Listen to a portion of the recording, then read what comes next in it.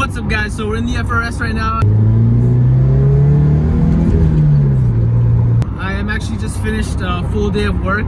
It's almost 5 p.m. I actually have a rental tomorrow with the FRS. I have a few things I need to do with the car before I bring it to the rental tomorrow morning or tomorrow afternoon. I got to change the oil, vacuum, and then wash the outside. That's mostly it. But the sun goes down about 6 or before 6, like 5 something. I wanted to hopefully try and wash it before the sun goes down. So I'm heading to go grab oil from AutoZone right now, or O'Reilly maybe, and then I'm gonna head to the house. So I'll admit, I think the oil is a little bit overdue, but it's not the worst thing. It's not the end of the world. I was waiting till I got my magnetic oil plug in the mail, so I got that. Now I'm just gonna go pick up the oil, the filter, and then get it changed. It's always so tough driving this car because it's so fun to drive, but I have to keep it pretty much stock, and I can't really do too much burnouts with it. Since this is one of the Turo rentals that I have, I really cannot afford to have it down for even a day. I try to drive it super light and gentle, well, as much as I can anyway.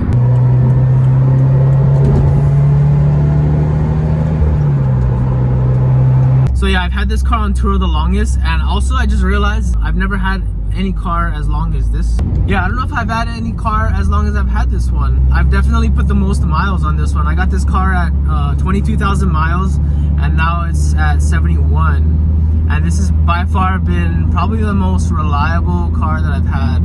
The only issues I've had with this car was for some reason I have this curse where I just run over nails all the time, or a screw. So that happened more than once, probably about 8 times now, maybe even 10 times. But besides that, this car has been so reliable. One thing I changed was the gas cap. Yeah, I've had the fuel pump changed just from the factory warranty. Besides tires, I haven't had to do much other maintenance to the car besides oil, just keeping up with that regular stuff. I do know I need to change the spark plugs probably pretty soon. It hasn't been changed, and then trans fluid and the diff fluid I think should be changed soon.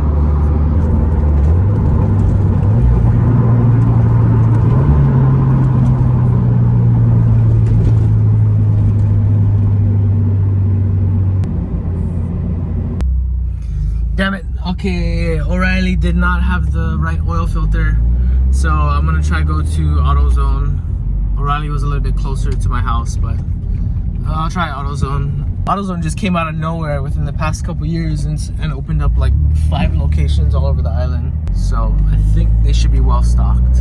Get in the zone! AutoZone! Get in the zone! AutoZone. There it is! Finally. Alright, the sun is going down already pretty much. But anyway, I got a can oil filter, and I got some Valvoline oil. I wasn't gonna spend that much for oil filter, but the cheap one was only rated for 5,000 miles, and I honestly wasn't sure if I was gonna be able to change oil by then, because I always end up pushing it a little bit further because I do full synthetic oil. And I ended up just getting the K&N, even though it's freaking so expensive, but it's whatever. Woo! Woo! Woo! Go buddy go! Go buddy go!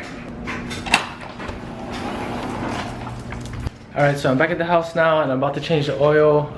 Since I gotta let it dry, I figured I'll wash the car first, and then I can change the oil after that. But I gotta move the cars around because I'm gonna do the oil in the garage, and we'll wash it out in the driveway and pull it in the garage to change the oil.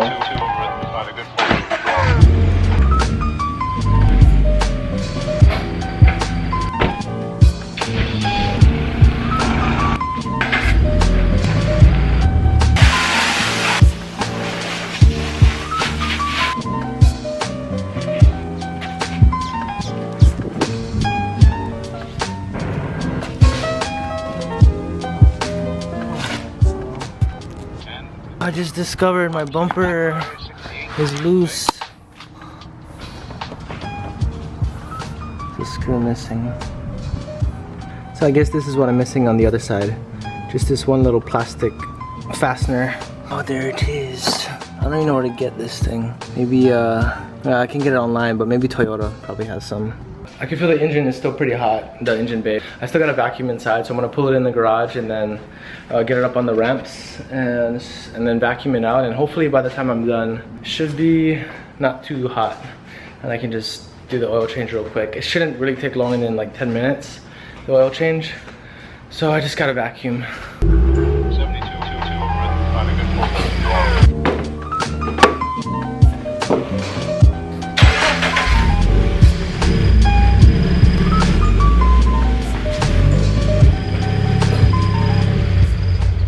Okay, got the car up on the ramp. Just like that, we're halfway done.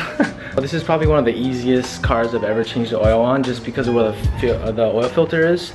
And it's right on the top, right there. If you've ever worked on like older cars in general, Japanese cars or whatever, they're usually on the bottom side. And a lot of times it's kind of at a weird angle and you gotta get your arm in there weirdly. It just made sense to put it right here. It's the most convenient thing ever. So really all we need is just one socket and one ratchet, and then I think I can get the oil filter with my hand. You don't really need a tool for that unless you like over tightened it. So this is the oil drain plug right here, and I believe that's a 12 or 14. It's just this one drain plug. Actually replacing that one with a magnetic one, a GReddy magnetic oil plug. This one right here.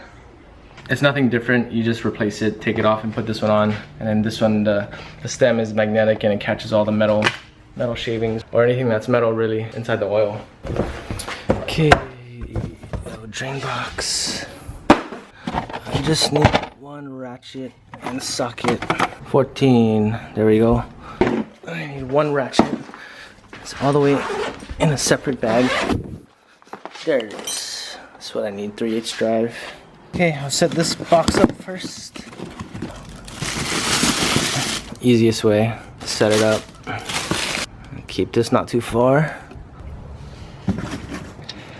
So if you don't know, the reason why you change oil is there's a bunch of metal parts in the engine. They need to be lubricated. When metal touches metal for too long with the same liquid, the same oil I guess, sometimes it'll leave debris and it won't be as I guess it won't be as efficient. Your engine won't run as good, and the metal parts won't rotate as good as they need to. So and the trick to this is you just crack it, and the trick to not spilling is you crack it until you can do it by hand. It's loose already, see? After I just did like a quarter turn. So given that I'm not gonna keep this bolt, I'm just gonna loosen it and then drop it in here when I go. Oh, it's starting to drip already. Yeah, given that I'm not gonna keep this, I'm gonna just drop this and let's see if I can do it without getting dirty. Oh shit, I'm already dirty. I think I gotta do this hand. Oh crap, got dirty. Yeah, this is usually when you're supposed to have a rag before you do this, in case you do get dirty.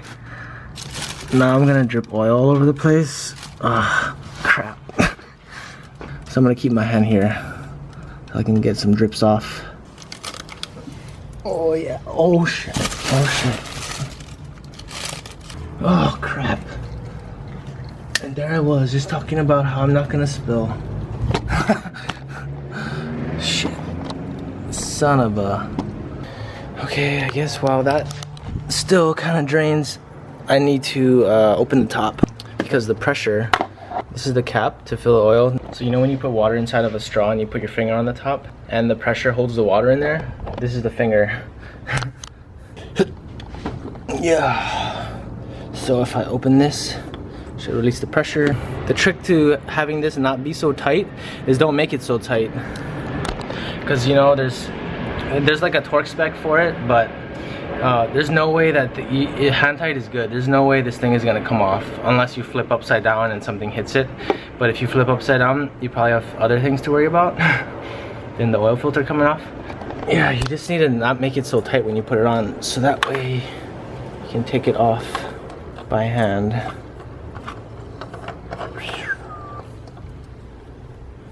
Easy peasy. Don't forget to put a little bit of fresh oil on top of the O-ring so that this can seal. You just stick your finger Okay, that looks good. Okay, hold up. Before you even think about putting the new oil filter on, make sure you clean that circular plate where it mounts onto, because that should be clean so you have a better seal between the oil filter and that plate that it's mounting on. Yeah, don't be like me and make it messy. I totally just spaced and just didn't do this, but I usually wipe that thing down. Put this back on. Hand tight to pretty tight is good. I like to kind of back it off, make sure the seal sits in there good, and then just get it back on. Just make it hand tight. That's good. Open this. So it comes with a washer. And this is the magnet part. Whoa. Pretty strong. So that should catch the particles. And you want to do this when the engine is a little bit warm, not super hot obviously so you don't burn yourself, but you want it to be a little bit warm so that the oil is thinner, drains a lot easier.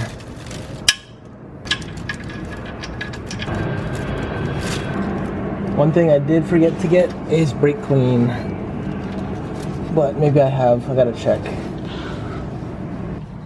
The old one for comparison, there's no little nipple, magnetic nipple thing on this one. It's just a regular, so I'm gonna just toss that.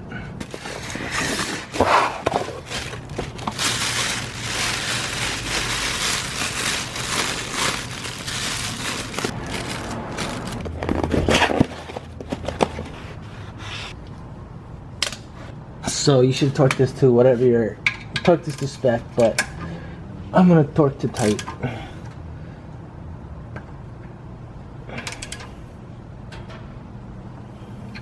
Alright, that's it. Now we just gotta fill it up. So normally I like to struggle and I don't use a funnel, but I think I have one. My brother bought me one time and I think I have one, so I'm gonna go get that. I figured if I have it, I might as well use it. So let me go get a funnel. Pretty sure I can pour this whole big thing without a funnel, but we all know what happened when I spilled some on the ground draining this thing.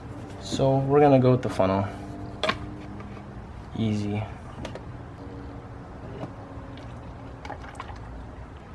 So I know this thing is gonna take at least 5 quarts, so I'm not really worried about this overflowing. Just gonna keep it steady until it's done.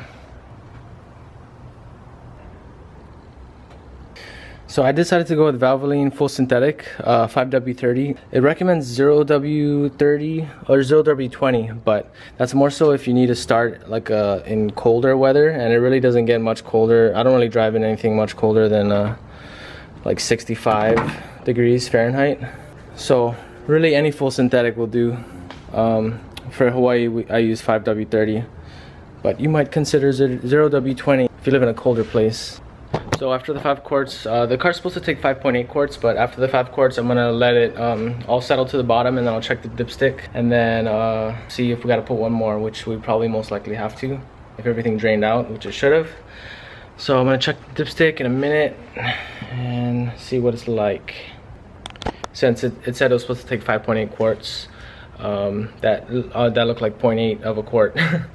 Whatever, we have to fill up left. So I'm gonna fill up like half, and then I'll see what that looks like.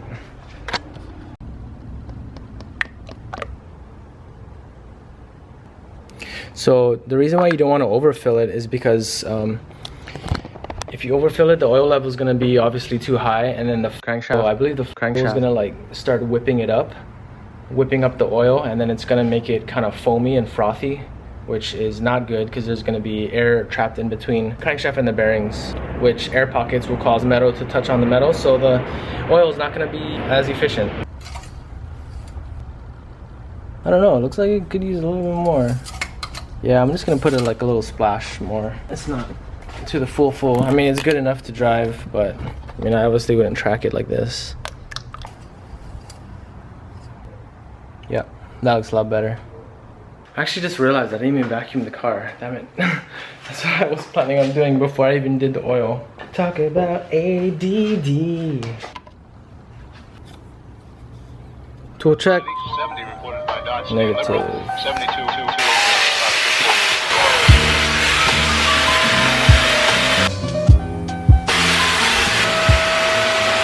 So thanks for making it this far in the video. As you can see, it's super easy to change oil, especially if you have this car. Consider doing it yourself because it'll give you some kind of fulfillment, and you really don't need to be spending money at a shop for them to do it. You just gotta pick up the oil, the filter, and you literally need one socket, one ratchet, and a strap wrench, I think it's called. I'll post a picture of it right here. If your oil filter is too tight, then you probably have to use that strap wrench or the dedicated sockets for that size, if you want to get it for that size of the oil filter. But like I said, when you tighten it, don't tighten it too tight. Then you'll be able to do it by hand, because there's no reason for you to like crank it down or over torque it. And then next time when you do it, you can just loosen it by hand, and it's super easy. So I'm just gonna clean up now, move the cars around, shuffle the cars, and end the video here. If you enjoyed this video, please give it a like and subscribe if you'd like to. And I'll see you in the next one.